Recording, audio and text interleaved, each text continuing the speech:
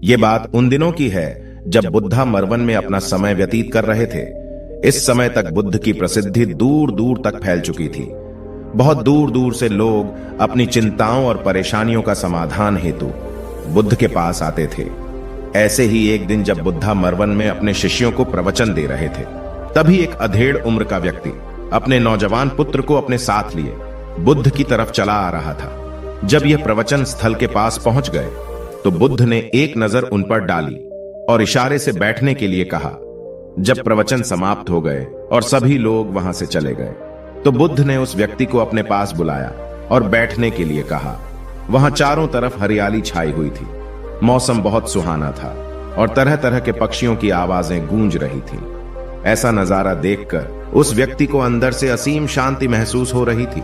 इसके बाद बुद्ध ने उस व्यक्ति से आने का कारण पूछा तो इस पर व्यक्ति ने कहा, तथागत, मैं 2 दिन की लंबी यात्रा करके अपने पुत्र को आपसे मिलवाने लाया हूं। ये मेरा इकलौता पुत्र है और ये हर समय थका थका रहता है। ऐसा लगता है जैसे इसके अंदर कोई जान ही ना हो। इसका स्वभाव भी काफी चिड़चिड़ासा हो गया है। अगर हम इससे कुछ भी कहते हैं तो यह हमारी छोटी छोटी बातों पर गुस्सा हो जाता है। इसके देखने की क्षमता भी उम्र से पहले ही कमजोर हो गई है और इसके बाल भी सफेद पड़ने लगे हैं।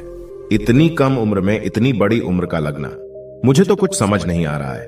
तथागत, मैं अपने पुत्र के स्वास्थ्य को लेकर बहुत चिंतित हूं। जब मैं अपने पुत्र को वेद जी के पास लेकर गया तो उन्होंने कुछ औषधि दी और कहा, अपने पुत्र को तनाव कम लेने के लिए कहो। वो अपने दिमाग में बहुत अधिक तनाव लेता है, इसलिए उसकी ऐसी हालत हो गई है। लेकिन मैंने उसको बहुत समझाने के बाद भी तनाव का मतलब समझ नहीं आया। मुझे नहीं पता कि तनाव होता क्या है, यह किन कारणों से आता है और उसे कैसे अपने पुत्र के दिमाग से निकालूं। लेकिन मुझे सबसे पहले तो यह समझना है कि तनाव होता क्या है। इसीलिए तथागत, मैं आपके पास आया हूं। कृपया आप मेरी समस्या का समाधान कीजिए। यह सुन बुद्ध उसके पुत्र को बड़े ध्यान से देखते हैं। उसके चेहरे को देखते हैं, उसकी आंखों को देखते हैं और फिर उसके हाथों की नब्ज को भी देखते हैं। यह सारी विधि करने के पश्चात बुद्ध उस व्यक्ति से कहते हैं कि तनाव लेना तो कोई नहीं चाहता, लेकिन फिर भी यह तनाव लोगों के दिमाग को दीमक की तरह पकड़ लेता है और व्यक्ति जान भी नहीं पाता है कि वह तनाव में जी रहा है। लेकिन अगर व्यक्ति तनाव के कारणों को अच्छे से समझ लेता है और तनाव के बारे में कोई ऐसा पैमाना बना लेता है जिससे वह जान सके कि वह कितने तनाव में है, तो वह इस समस्या का समाधान भी खोज सकता है। सबसे पहले तो तुम ये समझो कि तनाव होता क्या है। जब भी कोई व्यक्ति कोई काम कर रहा होता है लेकिन उसका मन कहीं दूर भटक रहा होता है, कल्पनाओं में होता है, तो उसके शरीर और मन के बीच एक दूरी पैदा हो जाती है। यह दूरी जितनी अधिक होगी, व्यक्ति उतनी ही ज्यादा बेहोशी की अवस्था में होता है और शरीर व मन के बीच की इसी दूरी और खिंचाव को तनाव कहा जाता है।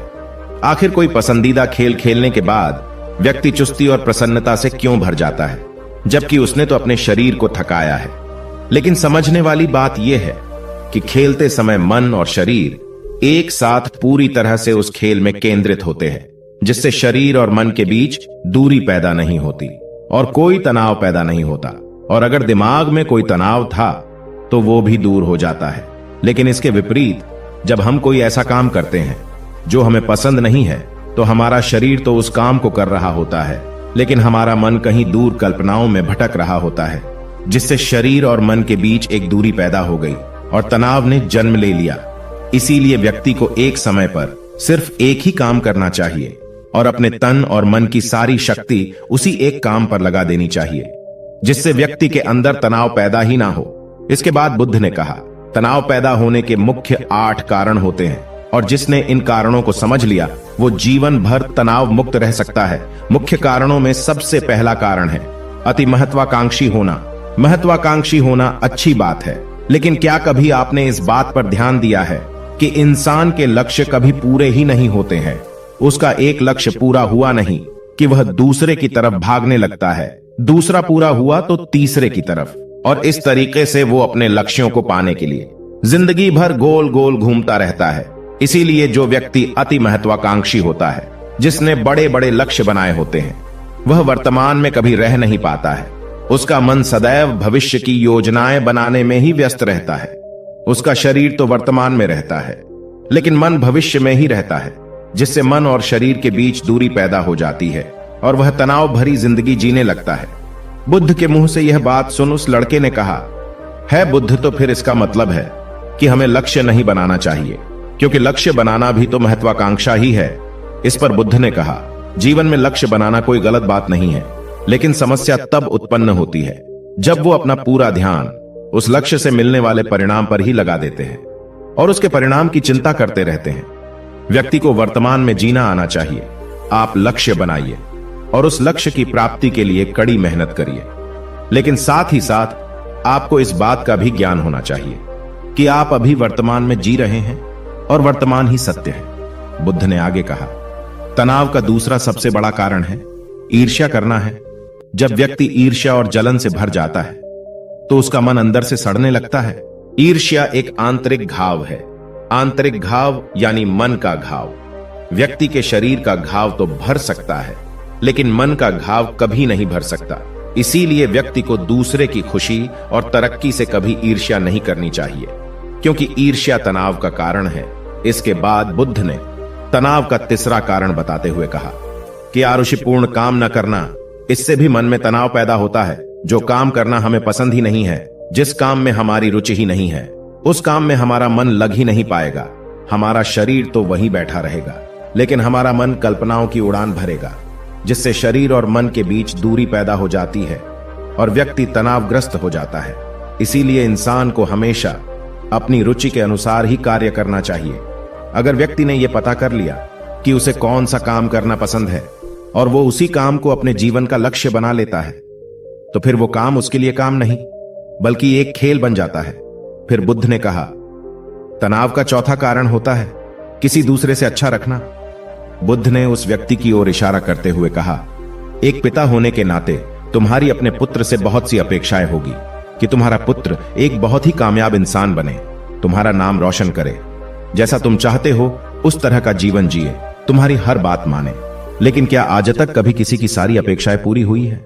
जब भी कोई व्यक्ति किसी दूसरे से कोई अपेक्षा रखने लगता है तो वो अनजाने में अपने लिए तनाव पैदा करने लगता है। जरा सोचो कि अगर तुम्हारा बेटा तुम्हारे अनुसार काम नहीं कर रहा है और वो नहीं बन पा रहा है जो तुम उसे बनाना चाहते हो, तो निश्चित रूप से तुम्हारे दिमाग को तनाव तुम्हें पकड़ लेगा।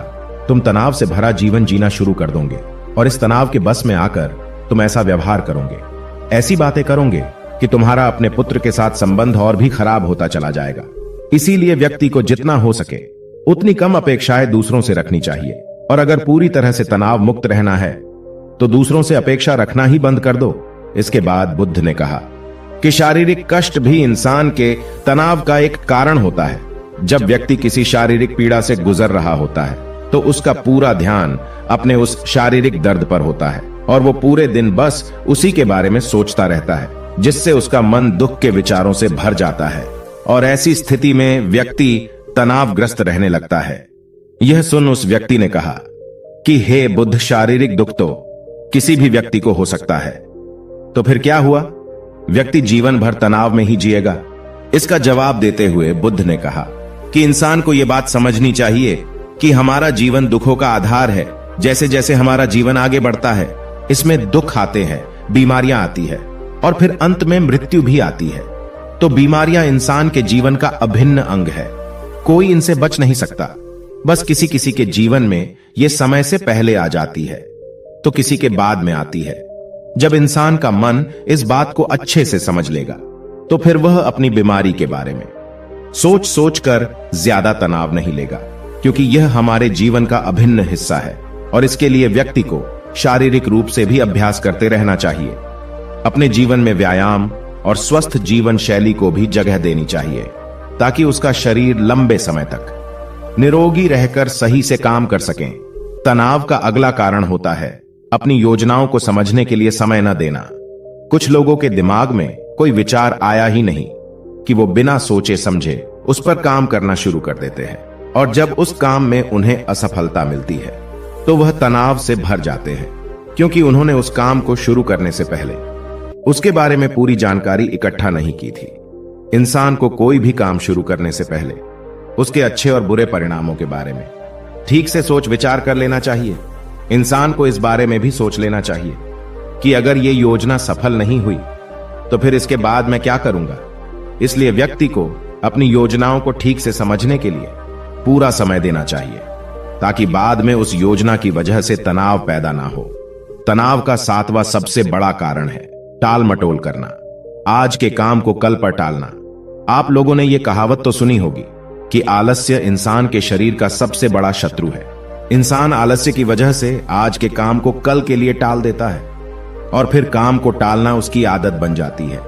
काम को कल पर टालने वाले व्यक्ति का काम कभी भी समय पर पूरा नहीं हो पाता है, और अगर किसी तरह से पूरा हो भी जाता है तो वह उतना अच्छा नहीं हो पाता है जितना अच्छा उसे किया जा सकता था, और फिर यह बात व्यक्ति के अंदर तनाव पैदा करती है। लेकिन काम को टालना या काम को एकदम अंत समय पर करना एक आदत है, इसीलिए व्यक्ति ना चाहते हुए भी बार बार अपनी इस आदत का शिकार बन जाता है और काम को टालता रहता है। और फिर जब काम की समय सीमा पास आ जाती है तो वह तनाव से भरकर काम को पूरा करने का प्रयास करता है। इसीलिए तनाव मुक्त रहने के लिए व्यक्ति को काम को टालने की आदत छोड़नी पड़ेगी, और यह तभी संभव है जब व्यक्ति काम को समय से पहले खत्म करने का निश्चय करे। सबसे आखिरी और सबसे प्रमुख कारण जो तनाव का होता है वो है ज्यादा सोचना। लगातार सोचते रहना भी एक बीमारी है, और यह उस व्यक्ति में सबसे ज्यादा पाई जाती है जो सिर्फ कल्पनाएं करता है, जो अतीत की घटनाओं और भविष्य की बातों के बारे में सोचता रहता है, जो बेवजह के अनुमान लगाता रहता है। इसीलिए व्यक्ति को ज्यादा सोचने की आदत पर लगाम लगाना चाहिए। इसके लिए जितना हो सके खुद को काम में व्यस्त रखना चाहिए, और हर दिन ध्यान का अभ्यास करने को अपने जीवन का हिस्सा बना लेना चाहिए। बुद्ध के मुंह से यह सारी बातें सुनकर उस व्यक्ति ने हाथ जोड़कर कहा, बुद्ध, मेरा पुत्र तो अभी मात्र 20 वर्ष का ही है और इसमें अभी इतनी समझ भी नहीं है कि यह आपकी बताई सारी बातों का एक साथ पालन कर सकें। आप कृपया करके तनाव मुक्त रहने का कोई आसान सा तरीका बता दें, जिससे मेरा बेटा उसका अनुसरण भी कर सके और तनाव मुक्त भी रह सके। उस व्यक्ति की यह प्रार्थना सुन बुद्ध ने कुछ सोचते हुए जवाब दिया, अगर तुम इतनी सारी बातों का पालन नहीं कर सकते हैं तो इसके लिए एक बहुत ही आसान विधि है। तुम एक बार मैं एक काम को करने पर ध्यान लगाओ। जो भी काम कर रहे हो उस समय पर सिर्फ उसी काम को करो, सिर्फ उस पर ही अपना पूरा ध्यान लगाओ। और अगर तुम्हारा मन इधर उधर भटक जाता है तो जैसे ही तुम्हें याद आए उसे वापस फिर उसी काम में लगा दो। यह सबसे आसान और अच्छा तरीका है तनाव मुक्त रहने का। जब तुम भोजन करो तो उस समय सिर्फ भोजन ही करो, उसके पूरे स्वाद का आनंद लो, उसका अनुभव करो। जब चलो तब अपना पूरा ध्यान सिर्फ चलने में ही लगा दो। इससे तुम्हारा मन और तुम्हारा शरीर दोनों एक जगह पर केंद्रित रहेंगे, दोनों के बीच दूरी पैदा नहीं होगी, जो कि तनाव का मुख्य कारण होती है। इसीलिए जहां तक संभव हो सके एक समय पर सिर्फ एक ही काम करने का प्रयास करें, वो भी पूरे ध्यान के साथ। दोस्तों, आशा करता हूं कि आपको इस कहानी से काफी कुछ सीखने को मिला होगा। धन्यवाद।